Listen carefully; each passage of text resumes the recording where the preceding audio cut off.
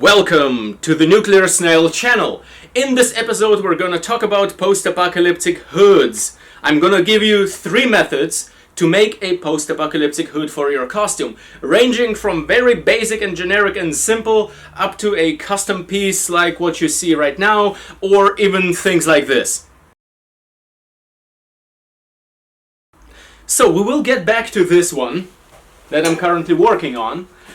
But first, let's start with the absolute basics. So let's say you're an absolute beginner, you just want to have some sort of a hood, or the setting you're making for is not specifically super duper far in the future and super wasteland or whatever, it's just like zombie apocalypse.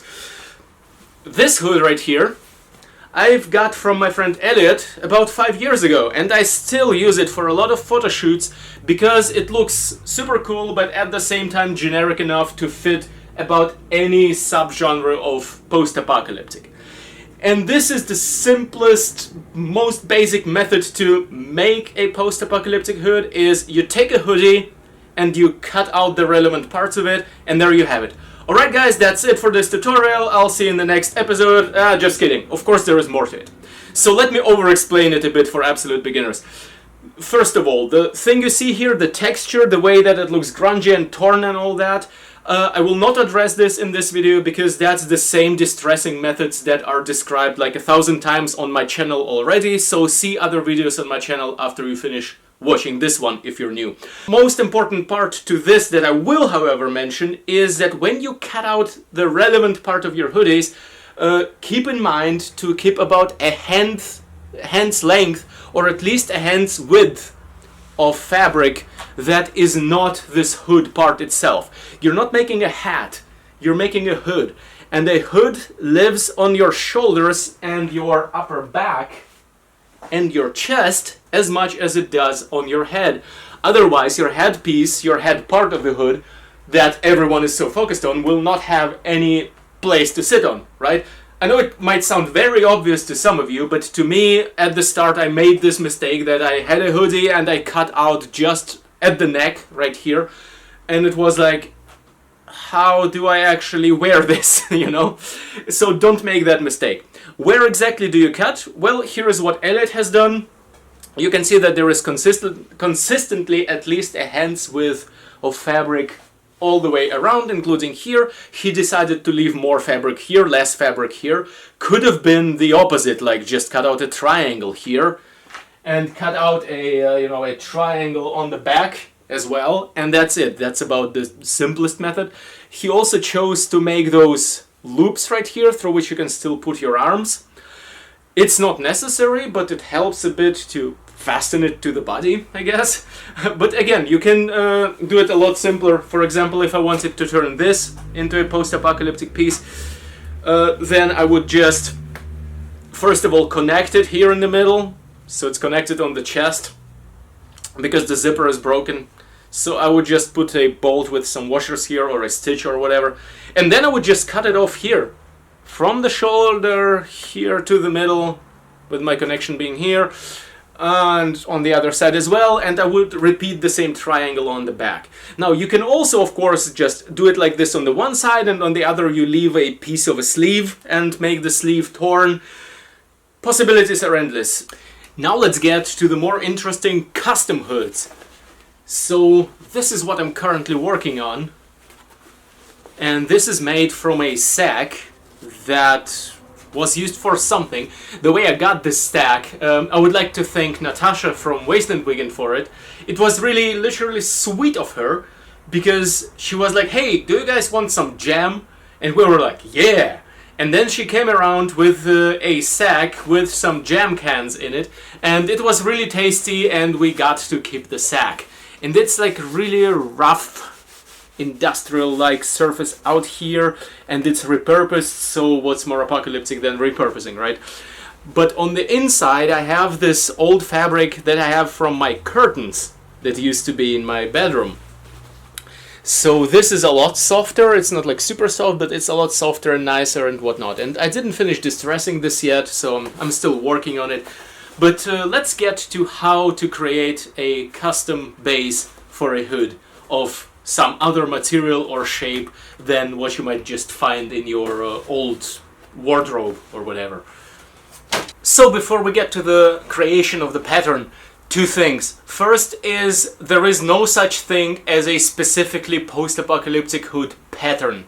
It being or not being post-apocalyptic will be much more influenced by the finishing and the detailing and the distressing and the materials you choose, rather than what kind of shape it is. So if you do some sewing already or want to get into it and so on and so forth, and are just struggling with creating the base or finding a pattern, take whichever pattern suits you shape-wise, and it being post-apocalyptic comes over those things I just said. You can get free or paid patterns in a lot of places on the internet or sewing books or whatever. If you're trying to figure this all out by yourself like I did back then and don't want to have a ready pattern or whatever and just want to improvise and just trying to wrap your head around the hood, haha, then do not make the mistake I made. Now imagine this is just a flat piece of fabric, right? So how would a complete beginner try to understand hoods? They will go like this. They will put it on their head like this. And I mean, here on the front edge it kind of does what it's supposed to do. Problem is it creates this sort of an abomination here where you look like a kind of a human bullet person or whatever. It just looks weird. I mean, it can be a cool design if that's what you're going for, but most people aren't. So unless this is specifically what you want, you do not think about hoods like laying a fabric this way around you. Instead, you think about them from the side. Completely from the side. So you will take your hood from the side like this, and that will help you understand it, right? And then we're moving on to the next tip, which is, let's say you do have a hood. I mean, who doesn't have a hoodie? But let's say you don't want to use your hoodie for your post-apocalyptic project. You like the hoodie, or maybe it's your parka that is super expensive for outdoor stuff or whatever. Let's say you also don't want to copy it. You don't have to copy it, but you can still take it as orientation. So you lay out your piece of hoodie, parka jacket, whatever, on your pieces of fabric. Now, what I have here is more of that curtain fabric, and I take it double. That's important. I do not mess with this edge that it's folded right here. Again, I do not put it over my head like this. I ignore this completely. What I want to achieve by this step of cutting it out of a pattern is two completely detached from each other pieces of fabric, but in the right shape. And in the next step, we connect them. So I lay out my hoodie like this, and the two things that people don't like about their hoodies usually is either it's not deep enough. So in that case, we take this as orientation, but we add more depth to it. That's it. Just add 5 more centimeters of depth or whatever. That's already a lot. You will be able to pull it further over your eyes, right? Just add more depth. Another thing people want to have a lot of times, or don't like a lot of times, is when the hood is like this, really tight to the face. They want a wide hood like those monks in the Middle Ages and stuff that looks super cool. And for that, it's the height of the hood. So it's the, see, this is this edge right here. It defines the depth. When we lay it out flat, it is this height right here. Or this length. So I just make it a bit longer. So I take my hoodie like this here. Right, so I want it more height, so it is wider, even a bit more, and I want it more depth, so I can pull it more over my eyes, so it's like here. And of course we keep in mind to leave some space for the shoulders. Now here in the back of your neck, right here, you will see there is an angle like this, that is about 30 degrees goes back.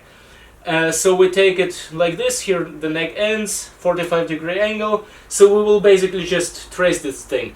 Now, so it's more authentic, I will take my still non-processed hoodie, and you will see here that I found this front edge to be really nice. It's already like with some effects on it, on those curtains, so I use this as my front. It doesn't have to be like this, you can also have a edge that is less fancy, but here I have a fancy one, so that's what I'm gonna do. So laying out this hoodie here, and take your time doing this step. Don't rush it. It's very important to lay it out in a nice fashion, because that will determine the shape of your hood. So this is the sleeves, we just ignore. So I want it to be wider and I want it to be deeper. Now let's grab a marker. Okay, and I don't need to be super precise here. I will just trace it roughly, and I will also add an additional 1 to 2 centimeters of space around the back sides of it, so that I can use my washers and bolts method. If you're sewing, you will still need to add something to it, but not as much. So let's just trace it. So it goes from here. This is about where it will then begin the curve, right? Something like that. I want it to be deeper, a deep recess here for the back of the head. I get around here, here around the neck. It goes at about 30 degrees angle. Past here, I have about a hand's length of additional space. So here is where we can start returning, and we return in a half circle to the front. So this is our shape here. Okay, here's some scissors, and I will cut both of the layers of fabric at once.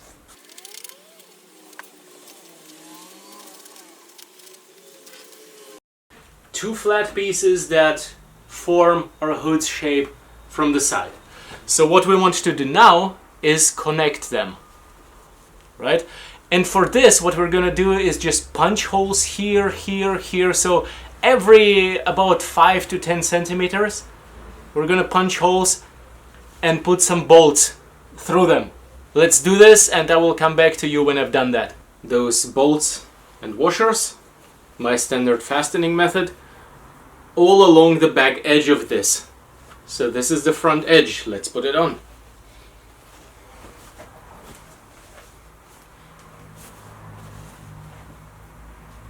Yeah, this is pretty cool for now.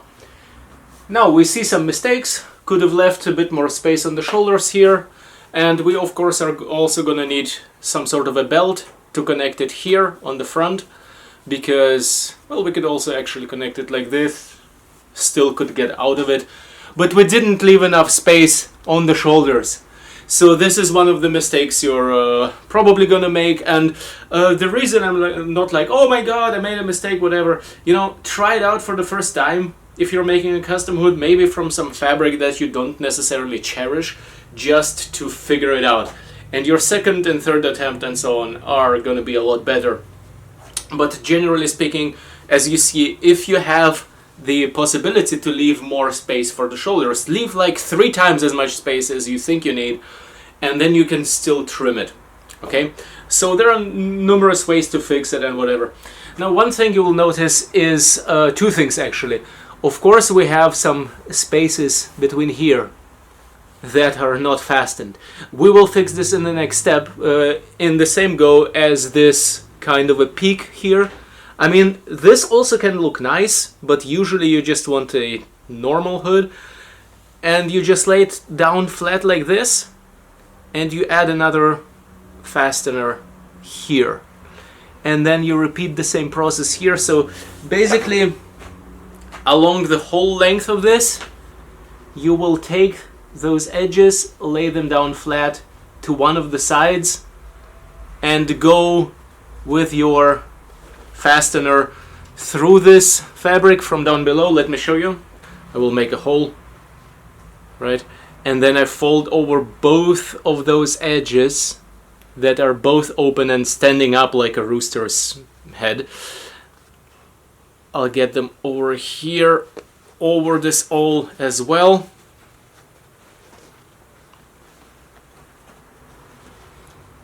And we have something like this. And then I will add another fastener.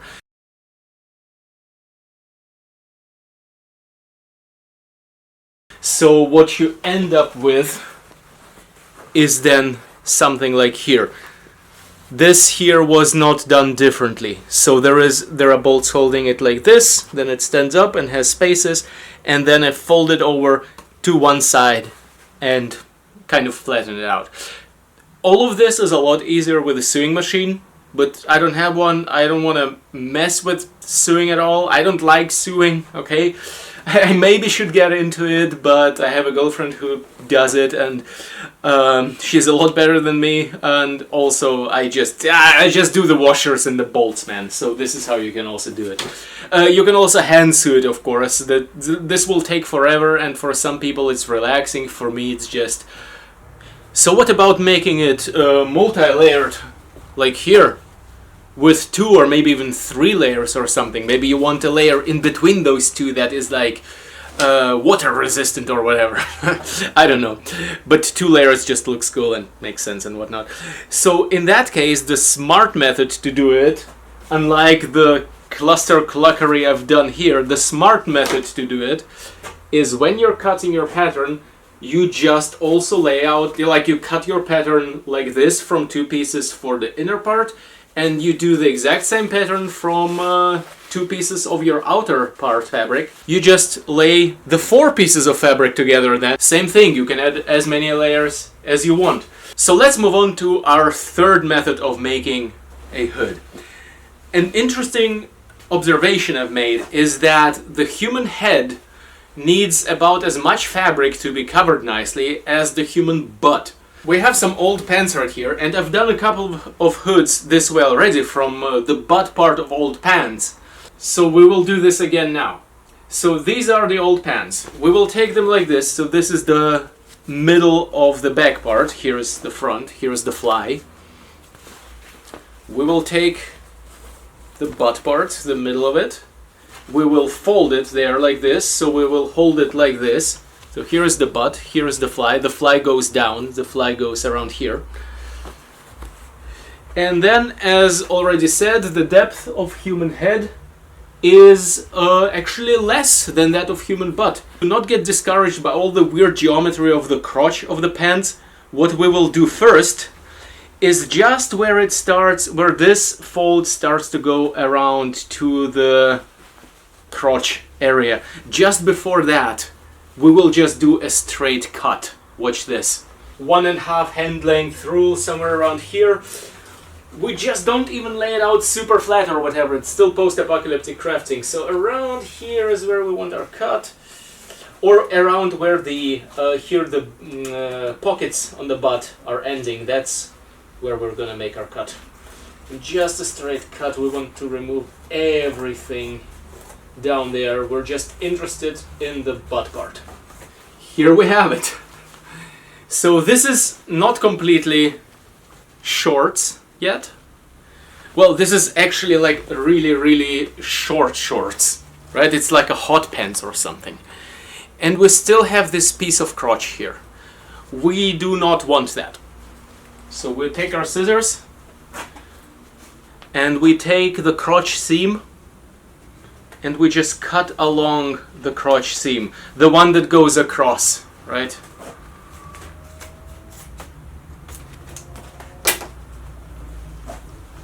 Okay, so we have cut open the crotch seam, and what we have now is this, like it's a ring of fabric. So we also go down the fly,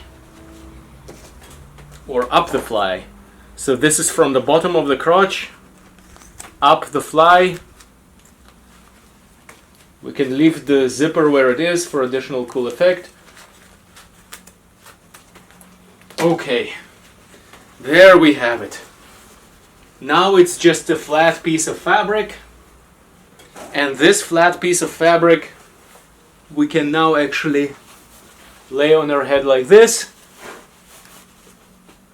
Alright, and we have, as you see, too much fabric on the sides. Now this is, of course, this is going to violate the rule that I've said before, not to lay it out like this for custom hoods. But those were custom hoods. This is a butt hood. So for a butt hood you can do that. And you can do all kinds of crazy things with this now. And of course, it being the butt part is just like for the joke and also for the additional detail, because the hip area of pants is really detailed. It has those loops right here. Through those you can put a belt, which will look really nice. It has those pockets up here, it just adds additional detail. So this is why this area is good, and it's also funny. You can of course take any other piece of cloth like this and do this with it. So really, this is not more than just a piece of cloth. You take it like this, and you can do, for example, a different style of hood, where you fold it over like that and fold it over like this, and you put a connector through here. How cool is that? Right? Now here in the neck area you will see that we have insufficient fabric. You can of course just take a longer piece of fabric, or just attach it like you take another fabric, right, and attach another strap here to cover the neck. Maybe this style where one of the sides goes all the way over the neck, so we would connect it here, and we have this kind of a hood now, and it's made out of the butt part of the pants. I mean, it's super improvised, super cool, and all you need is a couple of connectors to connect at the proper places. You know, again, you fold the way you think is nice, put this here, put this here, I like it like this, connector through here, there we go. So again, this is just an additional fun method. So if you really want more controlled results, of course the custom hood from pattern that you cut is gonna give you the best, but making it from the butt is, I like it. I just like making hoods from pants butts. Alright folks, that's it for this video. I hope you liked it. If so, then like, comment, subscribe. If you're a regular viewer, support me on Patreon. It helps me a lot, especially during Corona times. And I will see you in the next episode. Until then, hail the snail. Oh, also the Facebook group, the Nuclear Snail Community Facebook group, it's also linked in the video description along with Patreon. So there you can join the discussion. Alright, see you then.